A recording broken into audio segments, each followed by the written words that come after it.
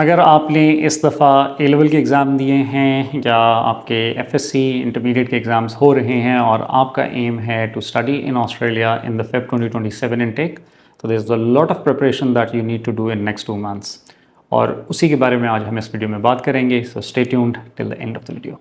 Are you ready to explore opportunities that await you overseas? We provide guidance on selecting the right program, university, and location, tailored for your professional goals and career. To achieve your overseas goals and aspirations, go global with Shaily Global. Welcome back. I am Hasan Shariq, the chief counsellor at Shaily global.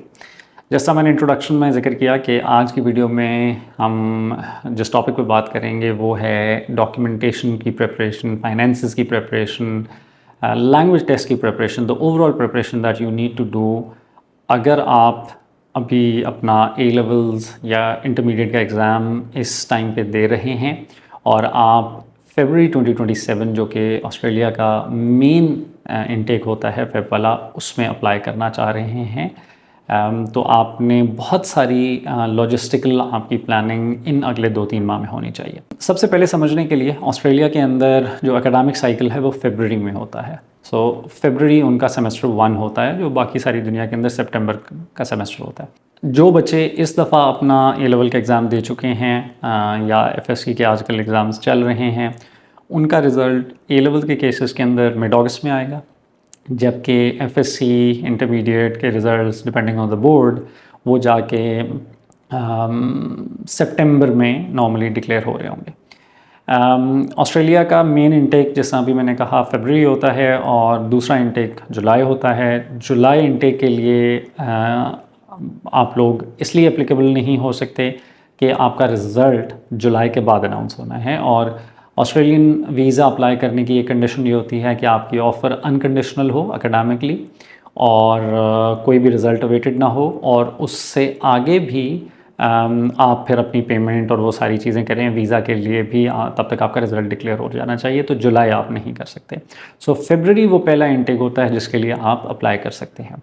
यहाँ पे एक और बहुत important aspect parents के लिए भी, applicants के लिए भी, but most of for parents who are planning this, उनके लिए शेयर करता जाऊँ कि ऑस्ट्रेलिया के अंदर एक स्क्रूटनी होती है जो यूनिवर्सिटीज़ करती हैं, जिसको जीएस असेसमेंट कहा जाता है। As per that GS assessment, अगर किसी बच्चे का जब वो यूनिवर्सिटी, ऑस्ट्रेलियन यूनिवर्सिटी के लिए अप्लाई कर रहा है, उसका ईयर 12 में, जो कि ए लेवल्स हो सकता है, आईबी हो सकता है, दैट कैन बी इंटरमीडिएट, उसके रिज़ल्ट अनाउंस होने के बाद 12 मंथ से ज़्यादा टाइम हो जाए तो इसको वो अनजस्टिफाइड गैप लेते हैं और फिर उसके बाद वो उसको एडमिशन नहीं देंगे। एडमिशन एकेडमिकली दे देंगे तो जीएस नहीं अप्रूव करेंगे।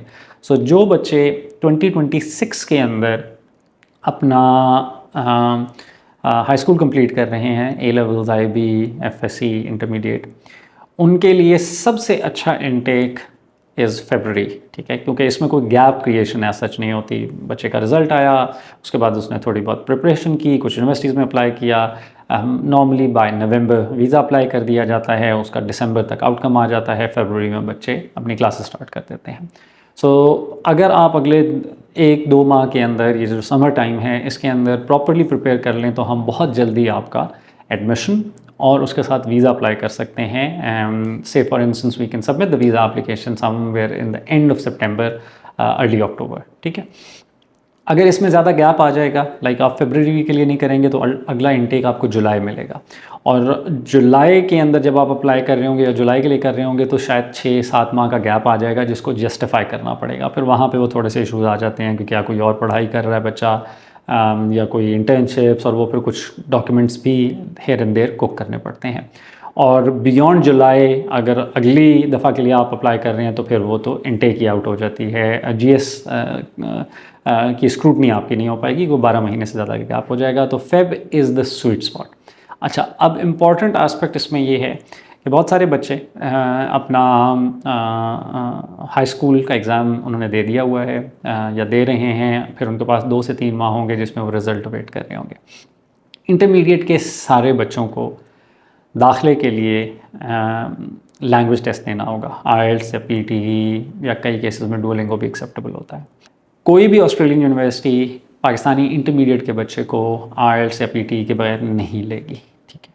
तो इंटरमीडिएट एफएससी के बच्चों ने तो देना ही देना है। तो this is a great time, जब आपके एग्ज़ाम्स हो गए होंगे, आपके पास 2-3 महीने का ये टाइम फ्री होगा, आप अपनी लैंग्वेज टेस्ट की प्रिपरेशन करें विद द फोकस कि आप ओवरऑल 6.5 लें, कोई भी मॉडल 6 से नीचे ना हो।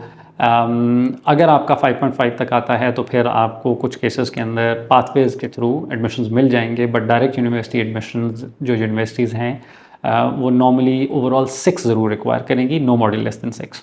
सो सबसे पहले, और ये सब यूनिवर्सिटीज़ में यूटिलाइज़ होना है, 2 साल तक के लिए वैलिड है, तो अगले 2 से 3 माह में आइल्स PTE दे के उसका एक अच्छा स्कोर ले लें।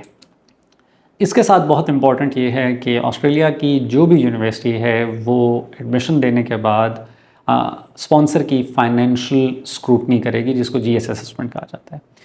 उसके लिए अभी से डॉक्यूमेंट की प्रिपरेशन बहुत इंपॉर्टेंट है, and this is where the parents working with a qualified consultant, a team of consultants जो कि ऑस्ट्रेलिया में एक्सपर्टीज़ रखते हैं, उनके साथ अगले 2-3-4 माह इन कांटेक्ट रहना, उनको साइन अप करके उनके साथ काम करना इज़ वेरी इंपॉर्टेंट।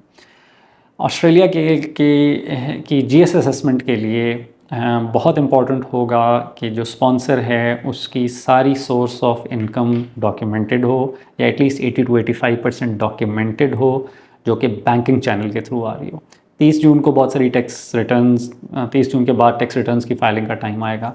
तो अगर आपकी टैक्स रिटर्न अच्छे तरीके से इस दफ़ा फाइल होगी, आप पहले भी करते हैं, बट अगर आपने वीज़ा के लिए अप्लाई करना है और आपने स्ट्रॉन्ग चांस लेना है, तो टैक्स रिटर्न के अंदर क्या डिक्लेयर्ड है, इनकम क्या है, एसेट्स क्या हैं, बिज़नेस कौन कौन सा डिक्लेयर्ड है, प्रॉपर्टीज़ कौन कौन सी डिक्लेयर्ड हैं, ये बहुत इंपॉर्टेंट स्टेप होगा एट दिस टाइम।